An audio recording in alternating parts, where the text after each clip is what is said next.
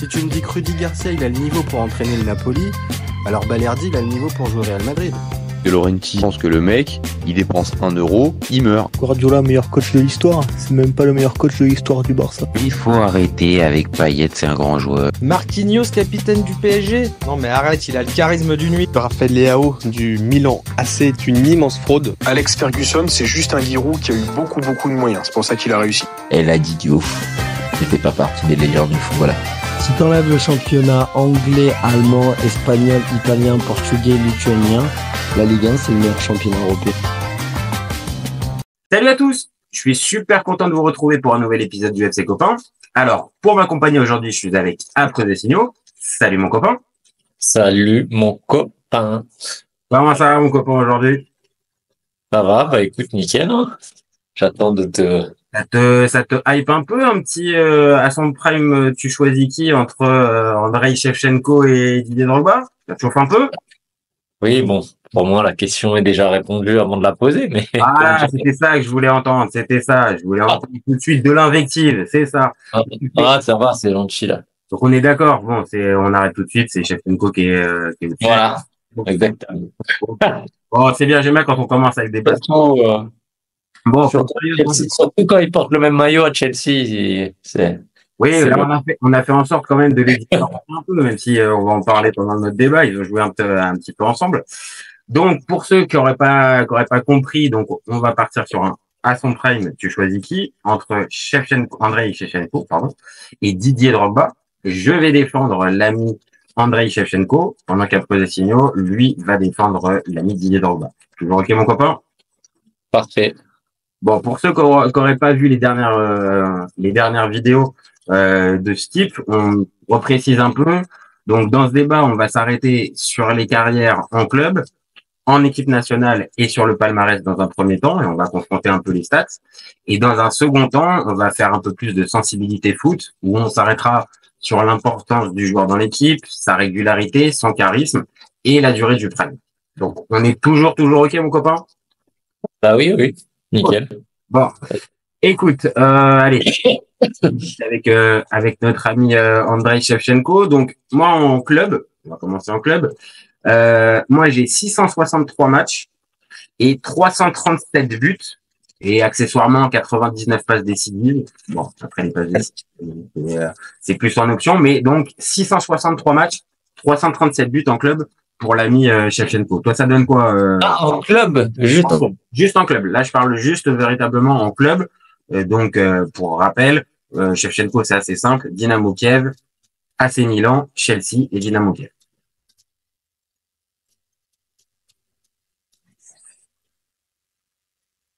Ouais. Ah, j'avais perdu. Ok. Là, ça saute chez toi. 683 matchs et 300 buts, moi j'ai. Ok, donc on est sur des joueurs qui ont les 300 buts, en club. Si ça est coupé un tout petit peu, on est sur deux joueurs. Le ratio, c'est toi qui es meilleur en maths. Le ratio est quand même pas loin d'un match de 0,5 quoi. On a 0 de tête, 683 matchs, 300 buts, on a un 0,40. Et toi, t'es à quoi? À 663 matchs et 337 buts. Bah, t'es quasiment à 0,50. 330, ça fait 660. Donc, t'es quasiment un but tous les 2 matchs. Ouais. On est sur des ratios très, très similaires et bon, très difficile d'arriver à différencier celui qui a le meilleur. Ouais. Bon. Si on regarde un peu les carrières, parce que ça va nous aider aussi pour déterminer après le prime, mais quand je regarde un peu la carrière de mon poulain, donc Shevchenko, il y a beaucoup de ses buts qui sont marqués au début de la carrière, voire au milieu. C'est la même pour Drogba ou c'est Bah, évidemment, c'est l'inverse. Hein. C'est l'inverse avec au départ, enfin l'inverse oui et non, mais au départ au Mans il fait 70 matchs, il met 15 buts, donc c'est pas au début du tout. Après, à partir de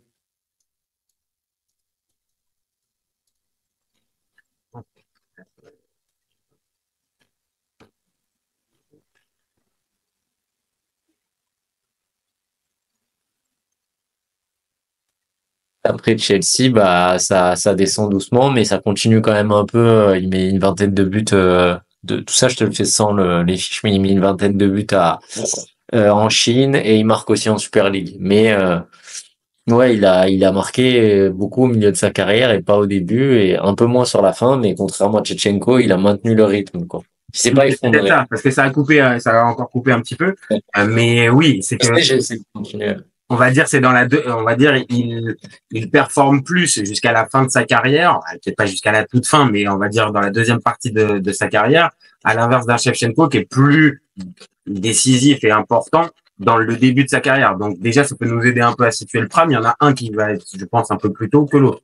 Et il y en a un qui commence sur le tard, qui devient un bon joueur à 25 ans, enfin en tout cas, pas un bon joueur, mais un top player à 25 ans, donc c'est pas pareil, alors que Sheva, il a... Je vais poser une question tout de suite. Est-ce qu'on le considère déjà comme un top player à 25 ans quand il est à l'OM?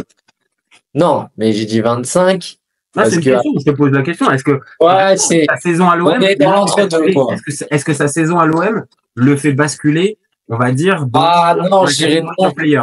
Moi, je suis pas loin de le penser. Je suis pas loin de le penser. Il est pas loin. Il est pas loin. Et après, à 26 ans, donc c'est pour ça que on joue pas sur. Ce que je veux dire, c'est un mec qui explose à 25 ans et qui devient un top player après, genre 26, 27. Alors que Sheva, il arrive quoi de mémoire et il arrive au Milan, c'est quoi? C'est il naît. Je reprends la date de naissance. 76, voilà, 76 et il arrive au Milan très exactement pour la saison 99-2000. Donc voilà. Il a 23. Donc voilà.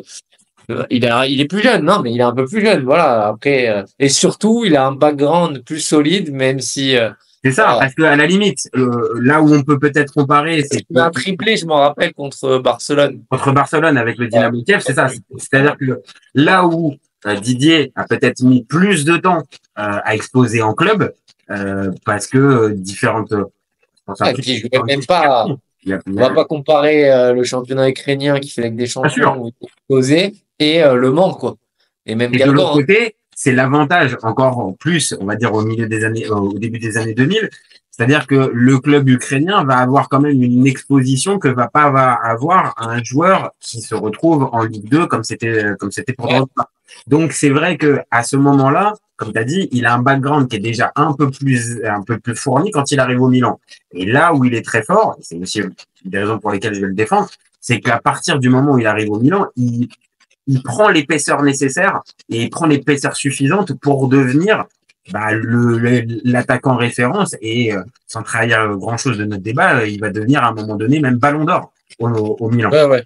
Donc c'est peut-être là déjà ce qu'on peut expliquer un peu sur les trajectoires. On l'a dit, sur les ratios de buts, c'est quasiment la même chose. Il y a peut-être la carrière, moi déjà le débat, j'ai accepté de le faire parce que on centre un peu parce que c'est à son prime, je choisis qui.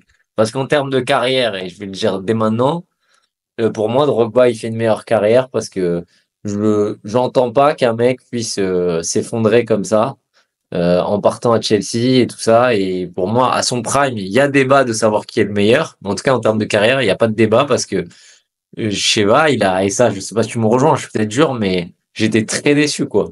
C'est pas pour gagner le débat que tu dis ça, c'est que au prime, on peut dire que Sheva il est meilleur si tu veux, j'entends, hein, mais moi je vais te dire pourquoi Drogba est meilleur. Mais Sheva, sur l'ensemble de la carrière, à partir de après, on en discutera, mais à un moment après, il disparaît. Hein. Oui, il y a cette disparition. Maintenant, si on regarde véritablement entre le moment où Sheva débute, donc pareil, je vais reprendre, il débute à partir de la saison 92-93. 92-93. Donc il commence après, oui, 92. Ouais, mais il est bon à partir de, on commence à le voir dans les années 95. Non, mais pour en revenir à ce qu'on disait, c'est-à-dire qu'à partir de 16 ans, il joue déjà dans, on va dire, le club le plus important de son pays. Donc, ouais, mais il a combien de Drogba, il met 10 ans de plus. Il met 10 ans de plus. Ouais. Moi, je peux entendre que au final, Drogba fait une meilleure carrière parce que peut-être aussi à l'âge de la maturité, il a beaucoup mieux géré les opportunités de carrière et les choix et ça lui a permis de faire la carrière qu'on connaît. Par contre, faut pas non plus oublier, mais de 15 jusqu'à 24 ans, Didier Drogba, il ne perce pas plus. Ouais, mais j'ai du mal à comprendre pourquoi un mec, à partir de 30 ans, il s'éteint. Hein. Mais bon, ça, voilà. Par contre. Et je vais même te dire, c'est même peut-être même avant. Moi, qui suis quand même l'AC Milan depuis des années, je le date de la fameuse finale contre Liverpool, La deuxième, enfin la première, la deuxième, il ne la jouera pas. Il sera parti à Chelsea à ce moment-là. Mais la première, la fameuse perdue, que Milan gagne 3-0 et ça se termine en 3 partout. Il rate son penalty, il rate des occasions énormes en prolongation. Et pourtant, est-ce que c'est cette année-là ou pas? Parce qu'il y a une année où il finit meilleur buteur de la Ligue des Champions et c'est pas du tout sa meilleure saison, hein. C'est la dernière saison, je crois. Non, mais c'est justement ça, c'est cette saison-là, c'est la saison post-Ballon d'Or où il est meilleur, où il est meilleur buteur et il est sur des énormes standings. Et je te dis, il y a ce fameux match-là et on le sait tous. Ce match-là, il a pas brisé des carrières, mais il a changé véritablement des choses. Et je pense que dans les victimes collatérales de ce match-là, rappelle-toi, il loupe aussi son penalty. De mémoire, je pense que c'est lui qui loupe le dernier penalty. Vraiment, je pense que Shevchenko, mentalement, il baisse. Donc là, je te donne un point. C'est-à-dire que normalement, un joueur de ce calibre-là, il doit pas s'effondrer à ce moment-là. Mais faut pas non plus oublier, on va dire quasiment la dizaine d'années qui s'est passée avant. Et si tu veux, pour te parler clairement, là, c'est juste pour la carrière. J'oublie rien, mais pour te parler clairement, j'ai jamais vu Drogba dans un championnat. J'ai pas regardé, je vais pas mentir, la Turquie et tout ça, mais j'ai jamais vu Drogba revêtir le maillot d'un grand club et être nul. J'ai vu Shevchenko revêtir le maillot d'un grand club et être nul. Voilà, je l'ai vu de mes yeux, c'est tout ce que je dis. Nul, tu me fais mal. Nul, tu me fais mal. Parce que on parle quand même d'Andrei Shevchenko et on parle pas du premier venu. Maintenant, factuellement, on prend les stats, on va les. Non, mais au-delà des stats, on l'a vu. Les stats, c'est 77 matchs, 22 buts. Donc évidemment. Mais peu importe les stats. C'est indigne. C'est indigne d'un Ballon d'Or. Et tu l'as vu, il était pas bon. Il était pas bon. Moi, je l'ai vu jouer à Chelsea. Il était pas bon. Putain. J'étais étonné, moi, du niveau. Ah, c'est qu'après, et ça va peut-être après nous permettre de faire la parenthèse sur l'équipe nationale, mais ils ont joué en club, nous deux poulains. Ils ont joué ensemble. Ouais. Et ça a été clairement comme beaucoup d'associations. Je me rappelle un temps, Chelsea avait tenté Fernando Torres aussi à côté de Drogba, et ça avait pas. Personne n'a réussi à part un peu Crespo. Et encore, c'était au tout début, et c'était pas la période Mourinho, véritablement. Donc, pour moi, l'histoire de Chelsea, à cette époque-là, ça se résume à Didier en pointe d'un 4-3-3, en fait. Ou d'un 4-2-3, comme on veut, mais pas une ligne de 2. Donc, forcément, dans l'équation, il fait le mauvais choix. Donc, on peut lui reprocher à Shevchenko. Oui, c'est le mauvais choix. Faire le mauvais choix et de pas réfléchir 2 secondes à choisir un club qui va le mettre en. Là, il nous fait ce qu'on va bien voir, mais pour faire une Mbappé, hein. Maintenant, de l'autre côté, si on se rappelle juste, Shevchenko, il joue pendant des années à côté de Filippo Inzaghi en pointe, et ça fonctionne. Tu vois ce que je veux dire? Donc, il y a aussi le côté, à Chelsea, ça n'a pas fonctionné parce qu'aussi, peut-être, Drogba, après, c'est, pareil, c'est pour donner un point pour toi, mais Drogba avait dit que Shevchenko avait pas fait les efforts nécessaires quand il était arrivé à Chelsea pour s'acclimater, pour s'intégrer et pour tout ça. Donc, peut-être que c'est ce qui l'a mis un peu de côté et qui a fait que, les performances étant pas bonnes, on n'a pas regretté le départ de Shevchenko. Mais derrière, ça n'a pas été mieux. Il est retourné au Milan, ça n'a pas été mieux. Et il termine au Dynamo. Ouais, il n'a pas touché un but au Milan, je crois. Et c'est ça, sa saison de retour. Catastrophe. Il a vraiment, mentalement, il y est plus. Et il termine joliment dans le club là où il avait commencé. Mais certes, le prime, là, pour le coup, est vraiment passé. Donc, ça, je te l'accorde. Maintenant, j'insiste. Il fait quand même une dizaine d'années au très très haut niveau, et quand on fait le bilan des carrières, ça doit peser quand même comparé à Didier qui les premières années, il y a rien quoi. Ouais. Bon. Mais bon, après la question c'est au prime, donc on va rentrer dedans. Alors, avant qu'on en arrive véritablement au prime pur, en sélection, ça donne alors, je vais prendre moi Shevchenko. En sélection, ça va pas faire mieux. J'ai 111 sélections et 48 buts. Ouais, je suis 106 sélections, 66 buts. Ah, il y a plus de buts. Ah, ça me paraît. Après, il affronte pas les mêmes nations. Oui. Non, c'est sûr que quand tu joues en qualif de CAN contre le Botswana ou le Niger, voilà. Bon, c'est vrai que ça va être un peu plus facile d'arriver à marquer. C'est que t'es une équipe, justement, une des meilleures équipes africaines, alors que quand tu joues en Ukraine de l'époque, t'es pas mauvais, mais t'es pas dans les meilleures équipes t'as Les deux, c'est un peu similaire, mine de rien. C'est-à-dire que quand on parle de Gotha. Oui, mais c'est peut-être le même niveau, mais c'est pas similaire dans le sens où t'es un petit d'Europe et l'autre, t'es un gros d'Afrique. C'est ça que je veux dire. Donc, quand tu fais les compétitions africaines ou européennes, bah, Drogba, il a plus de facilité à marquer, tu vois, je te le dis. Et pareil, hein, on est honnête dans ça. Oui, mais c'est le but du truc. C'est une facilité à marquer parce qu'il va jouer contre des petites équipes. Alors que, tu vois, quand il joue contre la France, quand il joue contre l'Espagne, quand il joue contre l'Italie, c'est pas les mêmes défenses. Oui, donc, ça va utiliser les stades.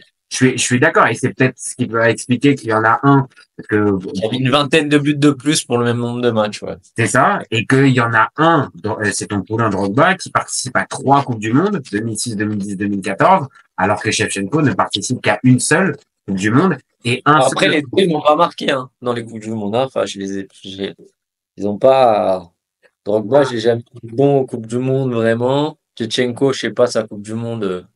C'est quoi, là? Alors, pour le coup, aussi, 2006, ça fait quart de finale. Ça fait quart de finale contre le... Oui, mais lui, non, je dis pas son équipe, mais lui, il est bon. Ça, je m'en rappelle. Mais le problème, c'est qu'il est blessé. Il est blessé. Voilà. Il joue. Je te parle de lui, je te parle pas de l'Ukraine, hein. Pour le coup, c'est la même compétition, 2006, mais c'est la même chose que Totti pendant le mondial 2006. Ah ouais, mais il est blessé. Donc, Drogba, en tout cas, de toutes ces de mémoire, hein. Bon, déjà, ils se sortent jamais du premier tour, hein, il faut le savoir. Les 2 fois, je rappelle, hein, première année, je crois que c'est Argentine, Pays-Bas. Non, oui, les groupes sont durs, mais oui, mais dans ces matchs-là, difficile, je me rappelle, à chaque fois, on attend Drogba, il est pas forcément là, hein. Ça oui. Voilà. Et après, si on tire un peu sur le soldat Drogba, bon, bah, mine de rien, il a pas réussi, malgré la génération quand même assez folle, et on a souvent l'occasion d'en parler sur cette chaîne. Et tout, ouais. Et en 2015, quand la Côte d'Ivoire remporte la CAN, il est pas là, Didier. Ouais. Mais ça, pour moi, c'est son seul point noir, c'est un peu la sélection. Mais bon, après, voilà. Et c'est difficile, tu vois. C'est-à-dire que perte de finale, après, la finale d'Égypte, elle est dure, hein. Oh, elle est dure, hein. Elle est hardcore, hein. Ben, de mémoire, hein, je sais pas, mais je crois qu'il loupe un penalty en plus, Didier. Ouais. Je crois qu'il loupe un penalty. Donc, bon, après, on le sait, les histoires de penalty, c'est comme si on disait que Baggio, c'est à cause de Baggio que l'Italie remporte pas la Coupe du Monde 94. Oh, ça arrive à tous les gros joueurs. Très en 2006. C'est pareil. Mais. On tombera pas là-dedans. Mais ce que je veux dire, c'est que c'est dur de perdre 2 fois en finale et il aurait dû avoir une CAN au moins. C'est ça. C'est plus ça. C'est-à-dire que en plus, pareil, de mémoire, la deuxième, c'est perdu contre la Zambie, je crois. Donc, c'est difficile. C'est difficile à entendre. Maintenant, de l'autre côté, on l'a dit pour Shevchenko, qui fait partie d'un petit d'Europe. Bon, il n'a pas non plus surexisté.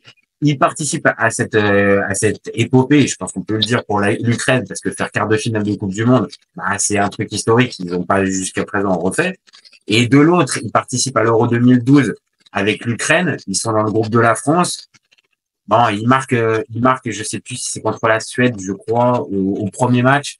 Mais derrière ça, l'Ukraine se fait sortir au premier tour. Il marque plus derrière. Et voilà, en sélection ukrainienne, on peut pas dire qu'il ait marqué véritablement les esprits. Il y a un quart de finale, ce qui est encore une fois assez important pour. D'ailleurs, est-ce que c'est le plus grand? Est-ce que c'est les questions, tiens, débat dans le débat, est-ce que Drogba est le plus grand joueur ivoirien de tous les temps, et est-ce que Shevchenko, c'est le plus grand joueur ukrainien de tous les temps? Pour en avoir parlé à 2-3 Ivoiriens, et pareil, ça peut faire réagir, je crois que le cas d'Yaya Touré pose... Ouais, j'ai ça sort direct. Pose question. Bon. Mais t'as raison, en tout cas, Didier, il est assurément sur le podium et peut-être même tout en haut du podium. Bon, il est numéro 1, mais bon, après, voilà, et Sheva. Et Shevchenko, spontanément, je pense à un mec comme Oleg Blokin, qui est un mec des années 70 qui a été Ballon d'Or. J'ai jamais vu jouer. Mais c'est pareil, je l'ai pas vu jouer, je vais pas faire l'ancien, je le connais parce que voilà, il a Ballon d'Or des années 70, mais depuis, on va passer. Les très bons joueurs ukrainiens, il y en a. Enfin, des mecs qui font des grosses carrières, il y en a Non, de toute façon, clairement, là, on peut prendre aussi un repère assez simple, c'est le Ballon d'Or. Il y a eu d'autres joueurs ukrainiens qui ont eu le Ballon d'Or, hormis ces deux-là. Même des bons joueurs ukrainiens qui sont en top player, je peux pas t'en citer des milliards. Hein. Ah, là, au moment où on parle, on a un mec comme Zinchenko, mais est-ce que c'est un top player? Non, il joue dans un très bon club, il est plus ou moins titulaire et c'est un bon joueur, mais est-ce que c'est un top player? Je sais pas. Et après, à côté, c'est difficile d'arriver à trouver. Donc oui, je pense que les deux, en tout cas, on va être clair, c'est deux légendes dans leur pays. Malgré le fait qu'ils aient pas remporté ni l'un ni l'autre un trophée avec leur pays, avec leur sélection, ça reste deux tauliers, je pense, majeurs, et d'Ukraine et de Côte d'Ivoire. Donc, à la limite, sur la question moi, c'est les deux tauliers. C'est un peu kiff-kiff, quoi. Bon, Okay. si on s'arrête un peu sur le palmarès. Le palmarès, il le démonte, hein. Alors, ok. Alors, attends. Il le démonte pourquoi? Parce qu'il y a plus de titres pour Drogba, quand on. Ah oui, ça, le palmarès, c'est le nombre de titres, quoi. Donc, là, Attends, ça va, hein. J'ai pas non plus un mec qui a gagné un titre en 20 ans de carrière, donc. Non, c'est bon, c'est quand même un mec qui a remporté des Ligues des Champions, des Serie A, allez, peut-être sur les Ligues des Champions, il est au-dessus. Enfin, c'est pas peut-être, il est au-dessus sur les Ligues des Champions. Il en prend combien? Ils en ont qu'une tous les deux. Il en a qu'une, je sais pas, je crois qu'il en avait deux. Alors, il fait plusieurs finales, mais. Ah oui, mais il en a qu'une, oui. Et Drogba, il a fait pareil, hein, il a failli en prendre une deuxième. Donc, et après, je t'ai dit, sur le domestique, il a quatre championnats d'Angleterre et après, il a une Super League et bon, après l'UCL, on s'en fout. Mais voilà, même fort, c'est quand même 4 premières ligues, surtout dans les années 2000, où t'as la concurrence de Ferguson. Ouais, non, c'est très fort. Avec Chelsea, c'est très fort, hein. D'ailleurs, depuis qu'il est parti, ils en ont regagné une. Oui, avec Conte, ils organisent avec Conte. Avec Conte, mais avec Tourelle, ils gagnent la Ligue des Champions, mais. La Ligue des Champions, mais ils sont pas champions. Non, je crois qu'il y a que Conte qui l'a regagné depuis avec. Ouais, t'as raison. Donc au final, sur le palmarès, après palmarès individuel, il le bat parce que sa meilleure stat à Drogba, son meilleur classement, pardon, c'est 4e au Ballon d'Or. Après, on va pas limiter à ça, parce qu'on le sait, le Ballon d'Or, il y a aussi...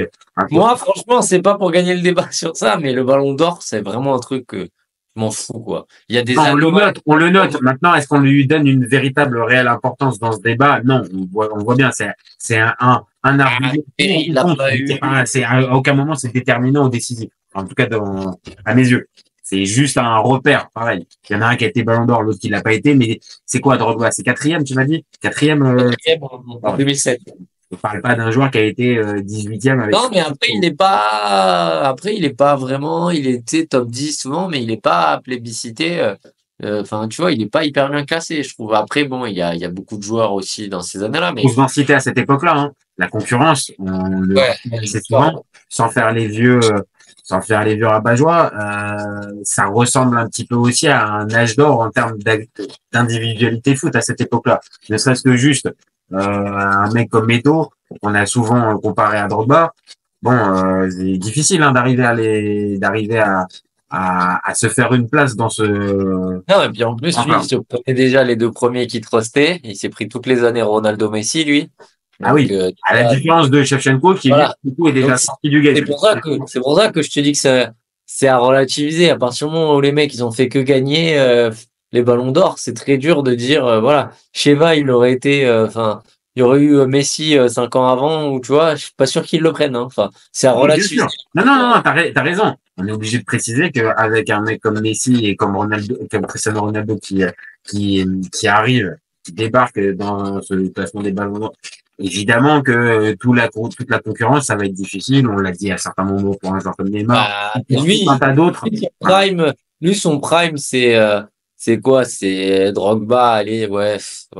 Ah, c'est bien. Là, tu sais quoi? On a fini la comparaison des carrières, on va dire club, national et palmarès. Bon, là, maintenant, on va rentrer un peu plus dans le vif du sujet avec la durée du prime. Bon, pour toi, Drogba, c'est combien de temps? C'est vraiment à partir du moment où il a réussi et il a, on va dire, une espèce de continuité. C'est l'OM, c'est pour moi, c'est Ou est-ce que c'est l'OM? Ou est-ce que c'est à partir de l'OM? on est obligé de compter à partir de l'OM. Son prime, c'est 2004, 2014, quoi. Enfin, un peu moins, 2013. Donc, tu le vois presque- aussi bon, on va dire, avec un, voilà, à un moment donné, il va falloir. Allez, t'as prime et après t'as Super Saiyan, là. Enfin, Ouais, bah alors, Super, le niveau Super Saiyan Ouais. d'un Drogba, tu le situes à 2007, à la fin. 2007, Enfin, bah, regarde, c'est, allez, 2007, 2013, quoi. Ou 2012, parce que 2012, c'est quand il est le plus vieux qu'il est le meilleur, qui fait gagner avec des champions, hein. donc il est quand même plus long. Moi, je te le dis, le Ouais. mien. Non, pour moi, il est Pour plus moi, long. c'est plus court. Pour moi, c'est plus court. En fait, Drogba, il s'est bonifié avec le temps, je te dis, et finir par la gagner je sais quoi, en 2012, voilà, quel âge il a? 34 ans, je crois. Ouais, il doit avoir, ouais, c'est l'image que j'ai, 33, 34, ouais, c'est ça. Ouais, attends, je vais refaire ça. Je crois que c'est un 78, si je dis pas de conneries, ou un 77, on va regarder. J'ai plus là de tête. C'est un 78, j'avais raison, donc c'est ça, 34 ans. Tu vois, il apprend à 34 ans, c'est ce que j'avais dit de mémoire. Bah voilà, hein, c'est quand même, à 34 ans, lui, il était à la retraite, hein. Oui. Alors, Dans- attention. Est-ce que on peut considérer que Drogba, donc saison 2011-2012, quand il remporte la Ligue des Champions de manière un peu, Ah, c'est ton prime, c'est ce que tu veux dire? de manière un peu rocambolesque, on le sait, Oui. Matteo qui arrive en Pareil, pour moi, il doit la prendre en 2008, hein. Ah, alors déjà, moi, ça me parle plus parce que je pense que Didier 2011-2012, pour moi, c'est pas le prime. Pour moi, Non, je t'ai dit, prime, c'est 2007, 2011, ouais. Ouais, 2010. Oui, c'est pas le prime. Mais bon, c'est quand même fou. C'est peut-être pas le prime physique et tout, mais c'est le prime mental, en fait. Il y a, avec la fameuse qu'il va y avoir aussi pour Shevchenko, c'est-à-dire pardon, l'avantage qui est pris sur le défenseur avec ce mec qui est redouté, qui fait que on va se taper Drogba, on va se taper Shevchenko. Moi, je pense plus, comme tu dis, c'est plus 2007-2008. Après, j'ai pas les stats sous les yeux, on va dire. C'est l'année où il est 4e au Ballon d'Or, donc voilà, tu vois. Donc, pour moi, c'est plus là. Donc, c'est dans la continuité de l'OM. Je pense, par contre, que quand il arrive en fin d'exercice avec Chelsea. En fait, il maintient un niveau. Il est plus forcément au max. Je pense mais il maintient un niveau de performance plus longtemps. Le niveau de performance. Par contre, ça, je vais pas aller sur ce terrain-là. La régularité, et ça, parce que ça en fait partie, la régularité, je suis obligé de te la concéder et c'est obligatoire. Je peux pas. Avec tout ce qu'on a dit, avec justement la perte de niveau à partir de Chelsea, Shevchenko, il peut pas lutter sur la régularité. Mais par contre, donc, pour vraiment la durée du prime, toi, allez, on fait quoi? On fait 2008, la saison 2008, ou vraiment encore un peu, tu t'attaches à un peu plus long. Allez, 2006, je dirais 4-5 ans, moi, de prime. Donc, allez, on va dire 2007-2011. Ouais. Ok. Alors que pour moi, le prime, il est, alors après, il y a deux trucs chez Shevchenko. On en a parlé tout à l'heure, les débuts de dingue avec le Dynamo Kiev, les matchs en Ligue des Champions, demi-finale face au Bayern, enfin beaucoup de choses. Mais je trouve qu'il a encore un niveau supérieur une fois qu'il arrive au Milan. Et au Milan, ça va pas être tout de suite. Les 2 premières saisons, il fait 24 buts les 2 premières saisons. Donc il est meilleur buteur la première fois et deuxième saison 24 buts. Mais après il se blesse, il a une saison un peu blanche. Et c'est après qu'il va revenir et justement qu'il va avoir ce ballon d'or. Et pour moi, si on s'arrête juste au prime pur, chez Shevchenko, pour moi, c'est saison 2004-2005, où là, voilà, il vient d'avoir le ballon d'or, il est en confiance totale, il est vraiment redoutable, il a la vitesse, il a le jeu de tête, il a la combinaison avec les copains et voilà. Par contre, pour moi, ça dure moins longtemps que pour un Drogba. Comme toi, tu le mets sur 4 ans. Moi, pour moi, c'est une saison maximum, mais à un niveau, et c'est là où, par contre, je te mets un taxe, un niveau que jamais Drogba n'a pu avoir dans sa carrière. Arrête. Ah si, parce que ce ballon d'or-là, de 2004, je vais pas te dire, il y en a toujours un. Vas-y, alors, qu'est-ce qu'il fait de plus que Drogba? C'est quoi le nombre de buts? C'est quoi? C'est l'équipe dans laquelle il est. c'est l'équipe dans laquelle il se trouve. Déjà, dans le jeu, Drogba, il est meilleur. Déjà, Drogba, c'est pas que un buteur. Bah, tu trouves que donc il participe plus au jeu de Shevchenko que Drogba? Oh, franchement, c'est difficile d'aller dire qu'un Shevchenko participe moins qu'un Drogba.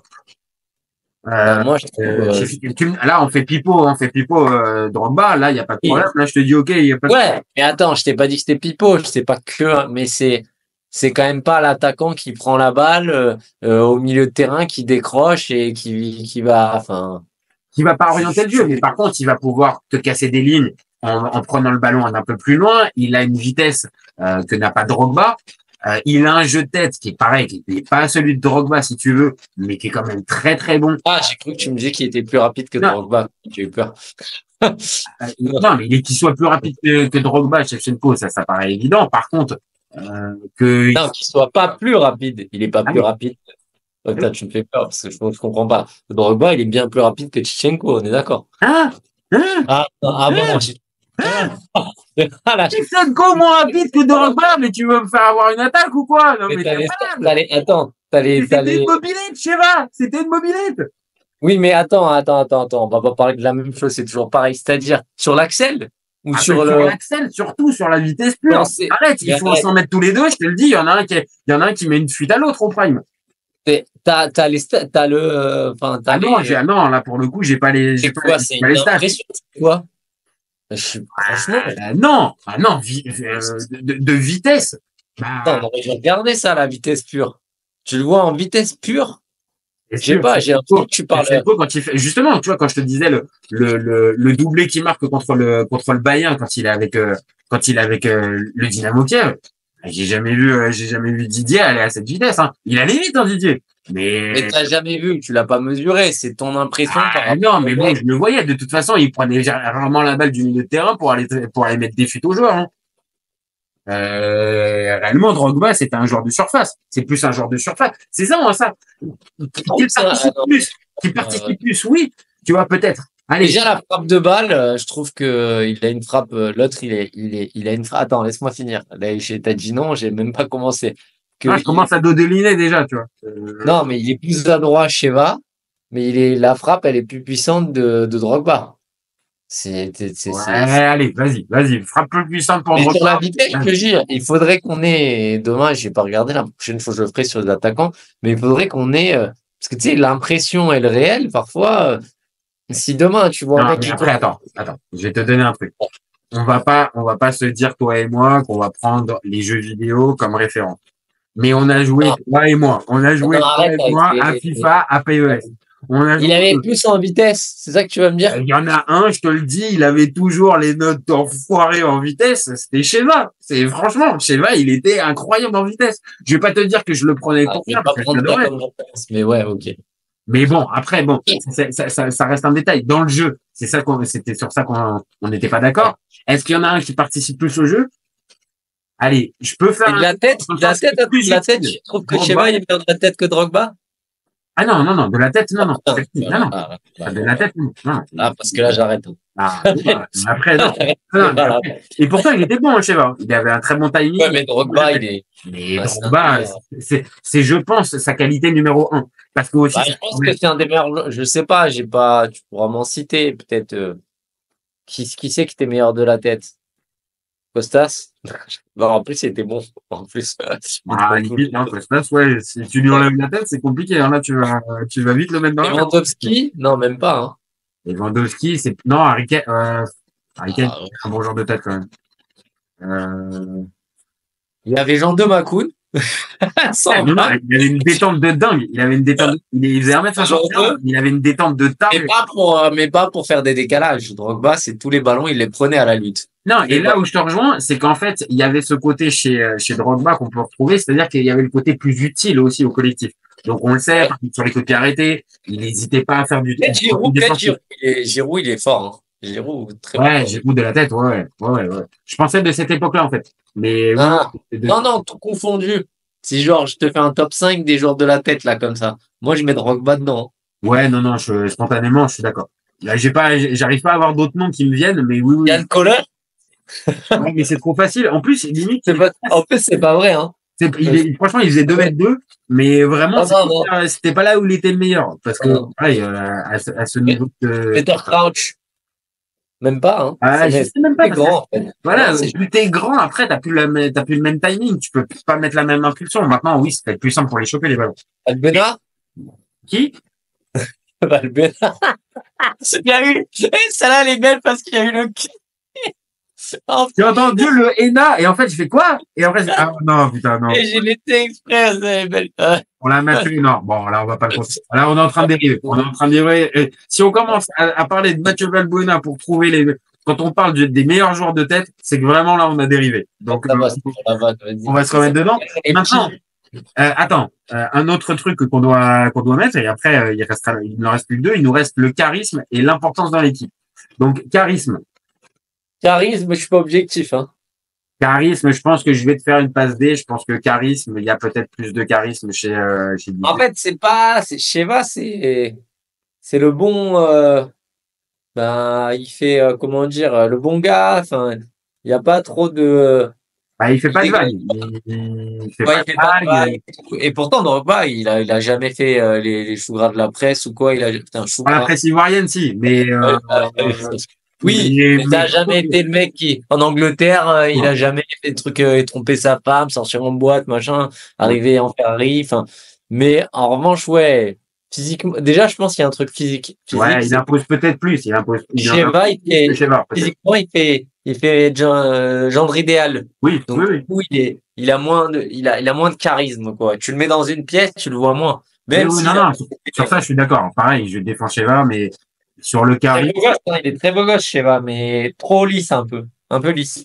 Oui, oui, non, c'est vrai, c'est vrai. Et je pense que c'est pour ça que, oui, là, pour le coup sur la question du charisme, c'est Didier qui l'emporte sans trop de débat. Et il nous reste là, plus costaud, il a plus de. ouais, Voilà. plus costaud, il dégage autre chose. Je suis d'accord, il dégage autre chose, Didier. C'est pas la même chose. Et même là, on a parlé de lui pendant un temps pour être le président de la Fédé ivoirienne de foot. Ah ouais, regarde derrière le charisme qu'il a là dans les médias, dans machin, l'aura quand il prend la. C'est un. Sheva, il est respecté, mais il a pas la même aura. Je suis d'accord. Il a pas le même, il renvoie pas la même chose, donc voilà. Ça, il n'y a pas forcément à débattre longtemps, ouais. Ça, voilà. Et après, il nous reste l'impact. Après, peut-être élégant, peut-être est-ce qu'il est plus élégant, Sheva, ou sur le terrain? Là, pour le coup, oui, on l'a pas mis en rubrique, en critère, mais si on parle juste d'élégance pure, oui, là, je pense quand même que Shevchenko l'emporterait parce qu'il me paraît quand même plus élégant que. Plus technique? Oui, peut-être après, Didier, il est quand même, c'est pas un manchot, hein, techniquement, Il réconcilie il est peut-être un poil plus fin. C'est ce que tu viens de dire, un poil plus fin, peut-être. tu sais, les racistes qui disent que les Africains, ils sont pas techniques, c'est quand même les dandards où tu sors Drogba, tu sors Yaya Touré, mais dans les premiers, tu sors Drogba, hein. Bon, Eto'o. Et puis après, tu finis le game si tu sors GG Okocha, et puis là, voilà. nous sort qu'un joueur africain, il peut pas être technique. Bon, bah là, écoute, là, on va te présenter GG, et puis tu vas t'expliquer avec lui. Mais oui, c'est aussi peut-être ce truc qui est renvoyé avec l'attaquant africain. C'est pas la première qualité qu'on met en lumière, mais ça restait quand même un attaquant classe. Enfin, que ce soit avec l'OM ou avec Chelsea ou avec la sélection, il y a des buts. C'est pas des buts de bourrin, hein. On est clairement Didier, mais à choisir l'autre, oui, il y a peut-être le Piqué qui est peut-être un peu mieux fait, qui est peut-être un peu plus fin techniquement, mais bon, c'est pas une. Il a juste pour moi, il a peut-être une plus large palette, je sais pas, c'est tout. Peut-être, et ça peut se jouer dans la fameuse question qui va nous rester à la fin, c'est à son prime, tu choisis qui malgré tout ce qu'on vient de débattre. Il nous reste maintenant l'importance dans l'équipe. À ce niveau-là, on met quoi? On met Didier ou on met Shevchenko qui est plus important dans les équipes successives? Moi, j'ai tendance à te dire que pareil que tant qu'il a le mental, il est plus important que Drogba. Mais à partir où il a tout lâché, bah oui, on devient qu'un joueur lambda, donc ouais, pour moi, Drogba, il est à part les 2 premières années dans les équipes où il a été. Bah Drogba, à part aller la première année à Chelsea, enfin les 6 premiers mois, après il est toujours important, hein. C'est toujours le leader, hein. Et à l'OM, encore, l'OM pareil. Et même après, Ouais, c'est même pas la peine, ouais. à Galatasaray, c'est pareil. Bon, Ouais, on s'en fout de la Chine et tout, mais voilà. Surtout à Chelsea, c'est le leader. C'est le leader. Incontesté, incontestable. Après, au Milan, c'est pas que le leader. Hein. Je te rappelle, t'as des mecs comme John Terry, comme Franck oui, Lampard. je sais Pas tout bien, seul. hein. Il est pas tout seul à gérer le truc. Mais t'as raison, Non. il est taulier du vestiaire. Ça, c'est sûr et certain. Et ce qui a pas Sheva, on va dire sur la deuxième partie de carrière où on l'a dit, c'est bien un joueur un peu plus, pas anonyme parce que j'aime pas le mot, mais oui, en tout cas, un peu plus, moins emblématique. Ça, c'est sûr. Donc bon, allez, on va dire que l'importance dans l'équipe, c'est aussi Didier qui l'emporte. Il en emporte pas mal, quand même, hein, Didier, hein, sur le... Alors, est-ce qu'il va pas gagner? Ouais. Non, parce que je vais rester, moi, fidèle à mon... Ouais, tu vas rester sur le fait, j'ai compris comment tu as gagné ton débat, que le niveau qu'il a eu pendant un an, c'est le genre, personne n'a presque eu dans les attaquants et il est au-dessus de Drogba. J'ai compris ton point. Après, bon, voilà. Franchement, tu m'as enlevé les mots de la bouche, mais c'est pas comme ça. C'est-à-dire qu'en fait, comme tu viens de le dire, sans faire offense, parce que Drogba, non seulement c'est un attaquant que j'adore de base, et en plus, il a fait une carrière monstrueuse, mais malheureusement, malgré tous ses états de service, le niveau de perte qu'a atteint. Après, c'est toujours dur, hein. C'est dur ça, parce que regarde, est-ce qu'un prime, je vais être chiant, mais est-ce qu'un prime, c'est au moment M? Oui. Imaginons un match, genre, il y a quand même la régularité. Imaginons un match, je sais pas moi, le match, tu prends Gabriel Aubertan qui fait un match du niveau de Rony sur un match. Bon, j'abuse, hein. Déjà, faut arriver à se mouiller la nuque, mais bon, vas-y. Ouais, voilà. Vas-y. Ok. Et après, on dit, bah, son prime. Ouais, mais un prime, déjà, il faut qu'il dure combien de temps au minimum? C'est quoi pour toi? Un an, alors? Ouais, non, bah pour moi là c'est un an pour le catch. Alors il faut déjà qu'il dure un an parce qu'on va éliminer sinon ok. Moi pour moi un prime justement, j'ai tendance à le noyer, tu vois, c'est-à-dire que si pendant 4 ans tu as eu un niveau qui est pas loin de Sheva mais qui est plus régulier pendant les 4 ans, ça vaut plus que 1 an. Tu vois, c'est ça en fait. OK. Ça tient le délire. Non, je suis d'accord, c'est-à-dire que si dis-moi si je comprends bien, mais si le prime est plus long et dure plus longtemps, bah c'est peut-être. Même si c'est s'il y a une grosse différence, d'accord. Mais non, là, il n'y a pas une différence abyssale entre le niveau. En fait, c'est un peu la jurisprudence Kaka. Kaka, il a eu une saison, c'est monstrueuse, vraiment une. Mais genre spontanément, quand on sort les plus grands joueurs de l'histoire, on le met pas, tu vois. Tu vois ce que je veux dire? Donc en fait, c'est ça qui me dérange quand les mecs ils font une saison où c'est fou quoi. Voilà, après il a fait d'autres bonnes saisons et tout, mais enfin, ça serait bien quand même de pas sortir 2 joueurs de l'AC Milan quand même, parce que là ça commence à faire beaucoup. Je sais 93 t'es content de ce qui s'est passé, mais quand même un peu de respect quand même pour ça. Non, en plus je vais te surprendre tout à l'heure, tu vois. Vas-y. Sur ce que je vais dire. Ok, maintenant, oui, c'est-à-dire, je comprends ce que tu veux dire encore une fois avec l'histoire du prime qui dure plus longtemps. Et on l'a dit. Si tu veux. Ouais. Mais sur ma sensibilité, puisque c'est aussi ce débat-là, c'est aussi une affaire de sensibilité. Ah oui, bah oui, moi je suis plus sensible parce qu'il a joué à l'OM, je le dis tout de suite. Après ça change pas tout, hein. Et mais après, voilà. Payet contre Kaka, par exemple. Voilà, tu vois, pour refaire un truc, c'est pas parce qu'un joueur a joué à l'OM, mais quand même, effectivement, voilà. Non, ça marque. Et puis, pour ceux pour les plus jeunes qui n'ont pas forcément la rêve, mais je pense que même les plus jeunes, ils ont la rêve que Drogba, OM et tout ça. Mais oui, c'est évident. À partir du moment où il y a eu cette aventure marseillaise qui n'a duré qu'1 an, mais avec beaucoup de buts, avec une finale de Coupe UEFA, il y a eu beaucoup de choses qui se sont lancées à partir de ce moment-là, donc ça on peut comprendre que oui, t'aies eu un a priori positif sur le joueur et qu'après tu l'as regardé avec non plus peut-être pas les yeux de l'amour, mais avec une certaine bienveillance. Pas loin, hein, je me regardais des vidéos au montage. Après, si tu faisais partie des fans, après, pareil, c'est-à-dire que sans aller jusqu'à là, moi j'ai toujours été un admirateur. Non, je suis très dur avec lui parce qu'il est resté qu'une saison et que je le mettrai jamais au niveau des légendes de l'OM. C'est un autre débat, mais qu'il est resté qu'une saison, donc ça me dérange. Mais par contre, oui, j'ai eu un gros coup de cœur à partir du moment où en plus il est parti forcé. Si c'était lui qui avait décidé, j'aurais été beaucoup plus dur. Les histoires qu'il est pas revenu, on en parlera dans une autre vidéo. Mais en tout cas, il s'est fait virer et il voulait rester à l'OM. Donc moi, pour moi, oui. Après, j'ai eu un gros coup de cœur pour lui, même si, je te dis, légende de l'OM. Par exemple, j'ai du mal parce qu'il fait une saison, quoi. Et j'ai du mal à dire qu'un joueur, il est dans une légende avec. Je suis assez d'accord avec toi. Par contre, si la place, mon problème, quand même, juste pour terminer, il est Oui, légende c'est dans des deux clubs. légendes de Hein? Dans deux clubs. Quoi? Légende de quoi? De deux clubs? Il est légende dans deux clubs. Oui, mais généralement, il ne peut être que dans une. Alors que Drogba, bah voilà, tu viens de me dire le truc. Alors, Drogba, est-ce que c'est une légende marseillaise? Bah, on pourrait se poser la question pour un débat qui serait intéressant, mais il y a débat. Alors que Shevchenko, de son côté, oui, mais bon, ça veut rien dire. Si tu fais, quand même. Non, si tu fais toute ta carrière au Milan, tu vois ce que je veux dire. Bref, bon. Allez. Non, bon, par contre, ce qui est sûr, c'est qu'il y en a un des deux qui est de légende à Chelsea et l'autre le sera. Ouais, c'est sûr. Ah ouais. Par contre, c'est évident. Il fera peut-être partie des plus gros flops de l'histoire de Chelsea. Toute dernière question. Et après, on va arrêter notre débat. Si tu devais choisir une qualité une qualité chez Shevchenko que pour Drogba, tu choisirais laquelle? Justement, ça aurait été d'avoir porté le maillot du Milan. J'aurais bien aimé que Drogba, il joue en Serie A.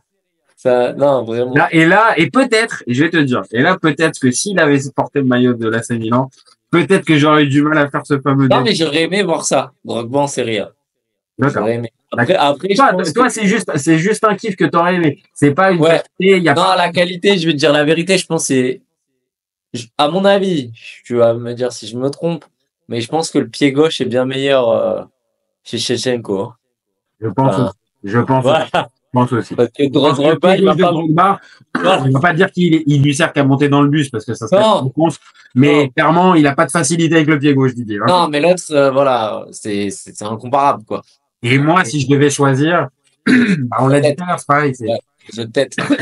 Il y a le jeu de tête, même si je la replace quand même. Sheva avait un bon jeu de tête, mais l'autre était vraiment. Mais c'est peut-être une autre qualité. On l'a dit tout à l'heure, c'est ce fameux charisme, c'est ce fameux leadership qu'il a pu avoir dans toutes les équipes dans lesquelles il est passé et que n'a pas eu Shevchenko au fur et à mesure. Et après, si on parle juste techniquement, je vais dire le jeu de tête. Mais encore une fois, il avait quand même un bon jeu de tête, mon petit Sheva. Mais Didier, oui.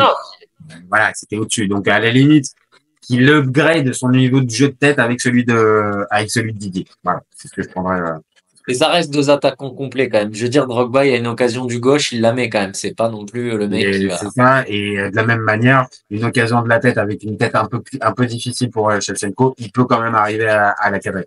Donc on parle de mecs, voilà, pour terminer notre débat, on parle de deux légendes des années 2000 à ce poste-là, parce que là pour le coup, je pense qu'on peut être d'accord. Les deux, c'est deux légendes. C'est deux gros neufs, comme maintenant. Parfois, pendant des années, on se posait souvent la question, là, les dernières années, les neufs, et c'est vrai qu'il n'avait pas autant, même si c'est peut-être un truc de nostalgie aussi à chaque fois, mais moi, j'avais du mal à trouver des neufs vraiment excellents. Il y en avait, tu vois, mais je trouvais que ça se perdait un peu le neuf. D'ailleurs, c'est devenu beaucoup plus cher. Enfin, je sais pas si. Oui, non, maintenant, c'est un autre truc, et c'est vrai.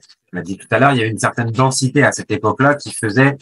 Est-ce que c'est de la nostalgie mal placée? Peut-être. Peut-être, mais je suis pas sûr parce que regarde le prix des neufs maintenant, des neufs moyens. Avant, c'était pas aussi cher. Là, le neuf, c'était pas aussi cher. Maintenant, voilà, on l'a dit aussi dans le foot de 2024, les postes qui sont très en vue et très en vogue, c'est des postes d'ailier, des ailiers de débordement. On va dire, concentration des top players en 2024, elle se concentre sur ce poste-là. Depuis 10 ans, depuis Ronaldo Messi, en fait, ça a bouleversé ça et c'est vrai que avant, j'ai l'impression que dans les années 90, il y avait plus de gros neufs, quoi. Le neuf était plus valorisé. On l'a fait il y a pas très longtemps avec Jerry Batistuta et avec, même encore, sans remonter aux années 90, mais Suarez, Zlatan, il y avait, là, maintenant, il y a peut-être pas une pénurie, parce qu'il y a encore des Lewandowski, des mecs comme ça qui continuent de marquer des buts, mais il y a peut-être moins de ça joue, il y a même des schémas où à l'époque c'était inconcevable, on va se le dire, ça joue sans neuf. Ouais, non, mais clairement. Nous, à l'époque, à quel moment t'allais jouer 109, moi, dans les années 80? Non, la question, c'était un ou deux, mais jamais 100. Jamais 100. Imagine ce délire. Un entraîneur italien qui te fait une compo 109. Là, je pense que dans les années 90, là, au 80-90, je pense que j'aurais pris Guardiola pour un fou furieux, il l'aurait pendu. Je pense que là, avec son système de 0 attaquant et on joue tous par bloc, là, ouais. Non, je pense que ça aurait été compliqué. Mais donc voilà, c'est une époque un peu différente. Pas non plus ultra lointaine. On parle pas de joueurs qui ont évolué 50 ans auparavant. Mais c'était une époque où il y avait plus de densité. Le neuf était plus valorisé. Et donc, peut-être ce fameux statut de légende du foot ou de joueur très marquant, il était peut-être plus facile à avoir à cette époque-là qu'à maintenant où, voilà, les neufs sont plus aussi mythiques et aussi charismatiques que ce qu'on avait à cette époque. Écoute, c'est pas grave. Ça nous fait plus de choix pour son prêt du choix d'équipe. C'est bien. Ouais. Ça nous permet de faire. Bon, merci mon copain. Merci d'avoir participé à ce petit débat. l'OM. Il est gratuit. Il est gratuit, mais de toute façon, vu que l'entraîneur de l'OM est Roberto De Zerbi, qu'on aime beaucoup Roberto De Zerbi sur la chaîne, on va continuer d'en parler. Donc rassure-toi, que ça soit en live ou par d'autres petits débats, on va continuer de parler de l'OM cette saison. Ça fait partie des hypes. On aurait dû mettre Eli Wahi dans ce débat. Allez, bonne soirée. Allez, c'était bien de terminer là-dessus, c'est bien. Je te remercie, c'est pas mal. Donc, merci à tous de nous avoir suivis. N'hésitez pas à liker, commenter et partager. C'est ce qui nous donne de la force, c'est ce qui nous donne envie de continuer. Et vous gardez en tête, vous et ses copains, on est ouvert toute l'année. Ciao les copains. Ciao.